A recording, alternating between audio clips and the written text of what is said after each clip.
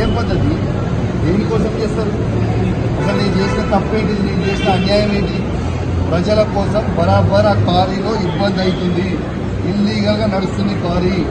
అది రేవంత్ రెడ్డి బేనామీ, సీతక్క బేనామీ, కడియం శ్రీహరి బేనామీ, ఎమ్మెల్యే నాగరాజ్ బేనామీ. వాళ్ళ బేనామీలకి కొన్ని ఎన్ని రాస్తారు. ఇదేం పద్ధతి? అసలు దేని నాకు నోటీస్ ఇవ్వకుండా మీరు ఎట్లా అరెస్ట్ చేస్తారు? రేవంత్ రెడ్డి చెప్తే మీరు అరెస్ట్ చేస్తారా? రేవంత్ రెడ్డి చెప్తే మీరు అరెస్ట్ చేస్తారా? రేవంత్ రెడ్డి ఇదే కాదు కదా. రేవంత్ రెడ్డి మీ జీతం మీద రేవంత్ రెడ్డి ఇస్తలేదు కదా. ఇదేం పద్ధతి? ఇది పద్ధతి కాదు కదా. ఇదేం పద్ధతి? ఇది పద్ధతి కాదు కదా. ఇది పూర్తిగా అన్యాయం. రేవంత్ రెడ్డి గారు పెట్టుకున్న అక్రమ కేసు ఇది. కమలాపూర్ మండలంలో గుండేడ్ గ్రామంలో ఇల్లీగల్ మైన్ నడుస్తా ఉంది. దీనికి ఆయన రేవంత్ రెడ్డి ఆధ్వర్యంలో సీతక్క, తర్వాత కడియం శ్రీహరి, ఎమ్మెల్యే నాగరాజ్ గారి బెనామీ.